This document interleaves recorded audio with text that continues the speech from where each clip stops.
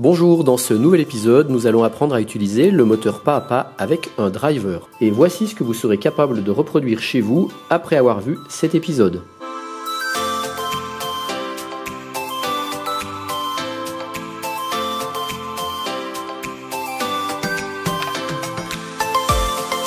En activant ce potentiomètre, je peux à la fois régler la vitesse de rotation du moteur et également son sens de rotation.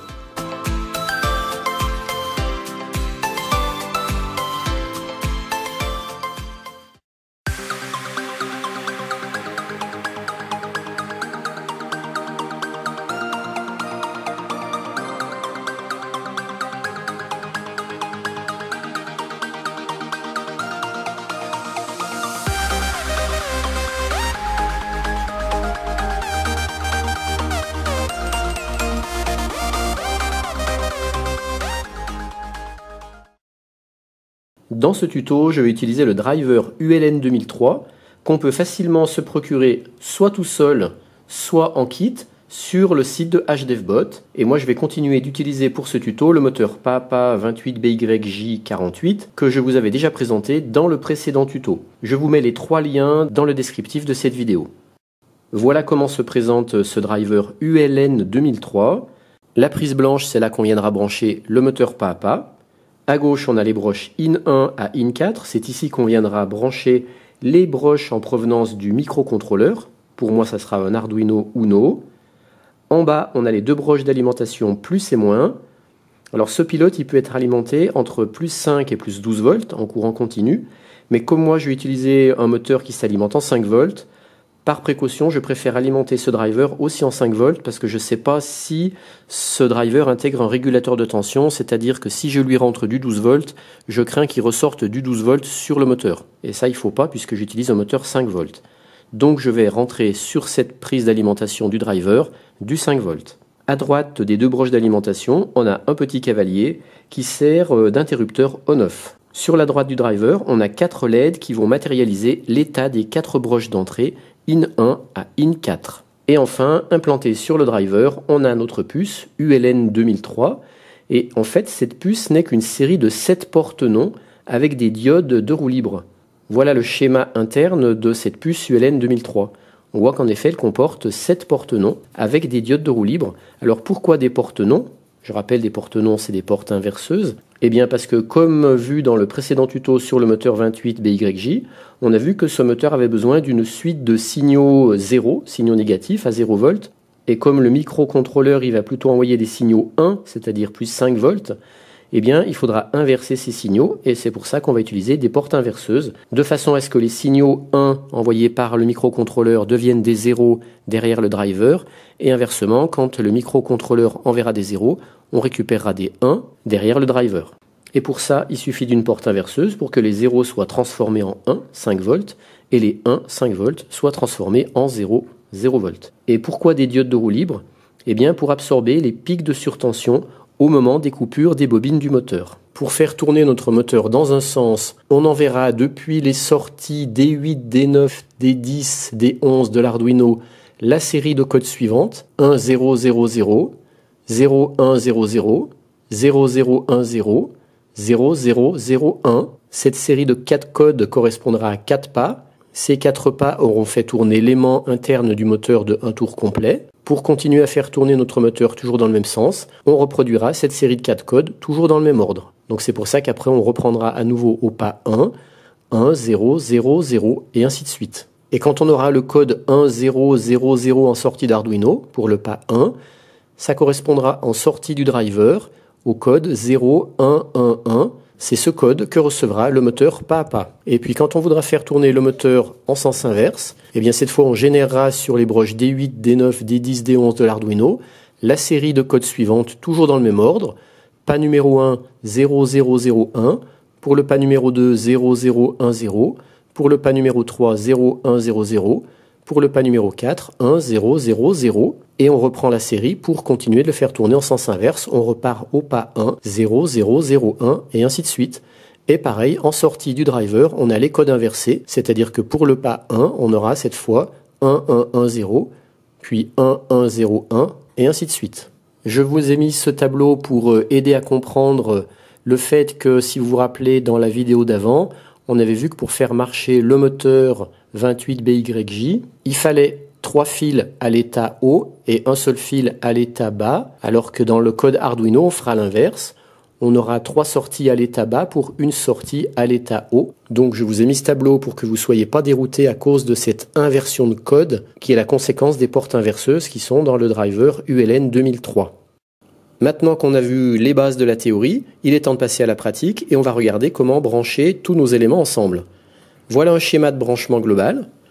On retrouve la carte Arduino Uno, le driver ULN 2003, le moteur pas à pas, et on va utiliser une deuxième alimentation en 5 volts de façon à ne pas alimenter le moteur pas à pas directement avec une sortie 5 volts de l'Arduino. C'est plus prudent. Pour les branchements, on va relier les broches digitales, la D8 avec la IN 1, la D9 avec la IN 2, la D10 avec la IN 3 et la D11 avec la IN 4. Et enfin, il est important de remarquer qu'il faut bien relier ensemble les deux masses, les deux moins, c'est-à-dire le moins de l'Arduino avec le moins de la LIM 5 volts. Si vous ne reliez pas les deux moins ensemble, ça ne marchera pas. Voilà ce que ça donne concrètement pour moi. Ici, j'ai la carte Arduino Uno avec son alimentation USB. Ici, ma deuxième alimentation externe en 5 volts. Donc, j'ai le plus qui vient sur le plus 5 volts du driver, le moins qui est relié au moins, et puis les deux moins qui sont reliés ensemble entre le moins de la LIM et le moins de l'Arduino. Et puis ici, j'ai les 4 broches digitales D8 à D11 qui sont branchées sur les 4 entrées du driver, IN 1 à IN 4. Et enfin, j'ai mon moteur qui est branché sur la prise moteur du driver. Et je me suis même fait une petite flèche pour matérialiser la rotation du moteur. Je viens l'insérer sur le méplat du moteur. Il est temps maintenant de voir quel premier code on va pouvoir téléverser sur notre carte Arduino Uno pour faire marcher pour la première fois notre moteur pas à pas avec un driver. Pour mieux assimiler son principe de fonctionnement, pour ce premier code, volontairement, je ne vais pas y inclure de bibliothèque avec des instructions déjà toutes faites. Ce code, il aura juste pour objectif de faire tourner le moteur en boucle dans un sens, puis dans l'autre. Le code peut sembler un peu long, mais dans son principe, il est très simple. Par contre, pour la première fois, j'utilise une instruction switch que je n'avais jamais utilisée avant. On va retrouver les 4 pas pour un premier sens de rotation. Et puis ensuite du programme, les 4 autres switches, les 4 autres pas pour le sens de rotation inverse. Je rappelle, il faut 2048 pas pour faire un sens complet à l'axe extérieur du moteur. C'est l'instruction for qui me permettra de faire un tour complet, puisque dans l'instruction for, je mets la condition 2048. Et puis c'est l'instruction delay 2 qui me permettra de déterminer un petit peu la vitesse de rotation du moteur. J'ai téléversé le programme dans l'Arduino. Et voilà ce que ça donne. J'ai mon moteur qui fait une rotation en sens horaire, il fait un tour complet, et ensuite, hop, il repart en sens inverse pour à nouveau un tour complet, et il boucle comme ça indéfiniment. Donc voilà, on vient de réaliser notre premier montage avec moteur pas à pas, piloté avec un driver. Dans la boucle for, je viens de remplacer la valeur 2048 par la valeur 1024, et du coup, maintenant ça enchaîne des demi-tours.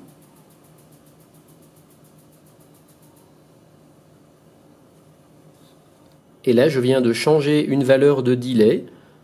Dans un sens, j'ai laissé 2. C'est dans ce sens-là. Et dans ce sens-là, j'ai mis 8.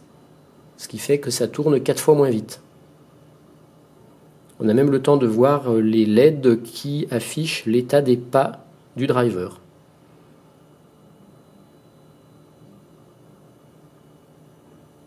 Pour ceux qui veulent reproduire cette expérience avec ce code, je mets un lien vers mon Google Drive dans le descriptif de cette vidéo.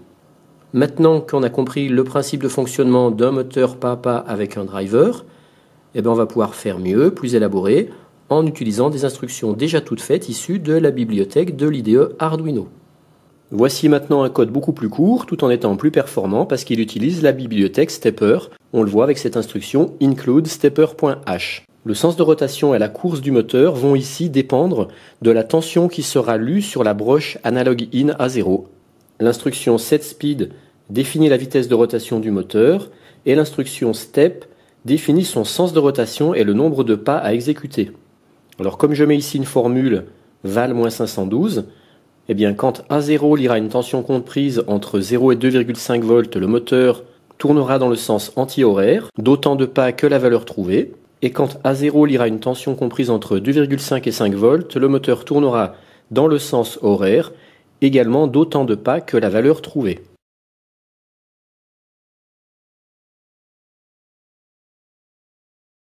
Sur le montage, j'ajoute un fil en l'air sur la broche A0, de sorte que ce fil va choper un peu toutes les tensions ambiantes, y compris de l'électricité statique. Si je téléverse le code sur l'Arduino, et que j'ouvre le moniteur série, je peux voir les valeurs envoyées dans l'instruction STEP. On voit que quand celle-ci est négative, le moteur tourne en sens anti-horaire.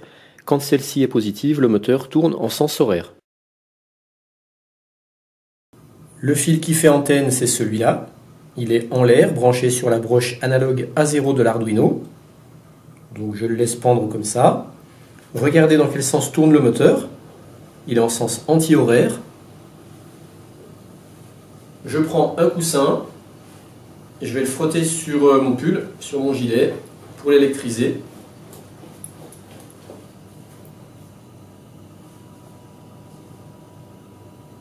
Et voilà. Vous voyez, quand je l'éloigne, hop, le moteur tourne en sens horaire. Pourtant je suis à 1 mètre, hein, et quand je l'approche, il repasse en sens anti-horaire. Je vais le réélectriser. Regardez, à 1,50 m ça agit.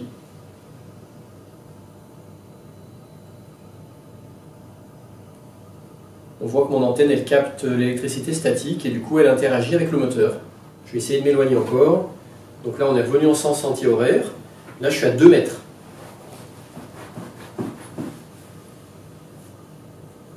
Voilà. À 2 mètres ça interagit. Mon antenne elle capte à 2 mètres. Voilà, donc là pour le coup ça sert à rien, mais c'est marrant je trouve, et ça permet d'illustrer un peu ce qu'on arrive à faire avec un moteur, un driver et un petit programme Arduino avec la bibliothèque Stepper. Et voici maintenant une dernière petite expérience avec cette fois un potentiomètre. C'est un 10K à 3 broches. La broche de gauche, je viens la brancher sur le plus 5 volts de cette alim. La broche de droite sur le moins de l'alim. Et puis la broche du milieu, je viens la brancher sur l'Arduino sur l'entrée Analog In A0. Je vous montre le code, j'utilise encore l'instruction Stepper. Précision importante, dans tout ce tuto, j'ai gardé toujours le même branchement entre la carte Uno et le driver. Vous savez, c'est la petite image que je vous montre maintenant. Comment relier quelle broche à quelle broche. Donc j'ai toujours gardé ce branchement-là. Et c'est tout à fait normal que dans l'instruction Stepper, mon moteur, nombre de pas, on est dans l'ordre 8, 10, 9, 11. Il faut justement garder cet ordre-là pour que ça marche avec cette librairie. L'instruction Analog Read vient toujours lire la tension sur la broche A0, mais cette fois j'ai un petit peu bidouillé les formules pour que ça marche avec un potentiomètre. Autre précision que j'ai oublié de vous donner avant, pourquoi 512 ? 512 c'est la moitié de 1024, parce qu'avec la fonction Analog Read, quand il lit une tension de 0 volts, il renvoie une valeur numérique de 0, et quand il lit une tension de 5 volts, il renvoie une valeur numérique de 1024. Le potentiomètre va conditionner non seulement le sens de direction du moteur, mais également sa vitesse. Et comme la vitesse, elle est définie avec l'instruction setSpeed, et que la valeur de la vitesse doit être comprise entre 1 et 15, eh bien moi, comme je pars de l'instruction val, moins 512, je la divise par 34 de façon à ce qu'au maximum, elle ne soit pas supérieure à 14. Et puis il faut également que je prenne une valeur absolue, parce qu'il faut que ce soit forcément positif. Et je rajoute plus 1 pour éviter que j'arrive à 0. Ça faisait bugger le programme. J'ai téléversé le code sur la carte Arduino, et voilà ce que ça donne. Quand je tourne le potentiomètre dans un sens au maximum, le moteur tourne à sa vitesse maximum dans un sens, ici en sens anti-horaire. Quand je ramène le potentiomètre vers on va dire le 0, eh bien la vitesse de rotation du moteur ralentit, hop, et là elle s'arrête presque, et là elle repart dans l'autre sens. Et plus je vais continuer à tourner mon potentiomètre, plus le moteur va tourner rapidement dans l'autre sens pour atteindre ici sa vitesse maximum. Donc ici j'ai un maximum dans le sens horaire, et quand je tourne le potentiomètre dans le sens anti-horaire, il ralentit, jusqu'à repartir dans l'autre sens lentement d'abord, et quand le potentiomètre est à fond dans l'autre sens, le moteur tourne à fond dans l'autre sens. Alors notez bien que pour l'instant je ne gère que le sens de rotation et la vitesse du moteur. Je ne peux pas, avec mon potentiomètre, ici, faire arrêter le moteur sur une position définie. Pour arriver à ça, il faudrait que je change les formules de mon code Arduino. Je pensais avoir terminé mon tuto, mais j'ai pas pu m'empêcher de faire une toute dernière modification au dernier code. Avant de téléverser ce code, il faut bien penser à mettre le potentiomètre en moitié de course, on va dire sur le neutre. Et cette fois, le potentiomètre va piloter le positionnement du moteur. Si je tourne le potentiomètre dans le sens anti-horaire, le moteur va se positionner en sens anti-horaire. Donc si je le tourne peu, il va se positionner de peu. Mais vous voyez, il s'arrête et il garde sa position. Si je le mets à fond en sens anti-horaire, eh bien il vient se positionner à fond en sens anti-horaire. Si je reviens, il revient. Donc la course du moteur va suivre la course de mon potentiomètre. Mon moteur est totalement asservi à mon potentiomètre. Pour ceux que ça intéresse, voici le code à l'écran et je vous le mets également en lien vers mon Google Drive.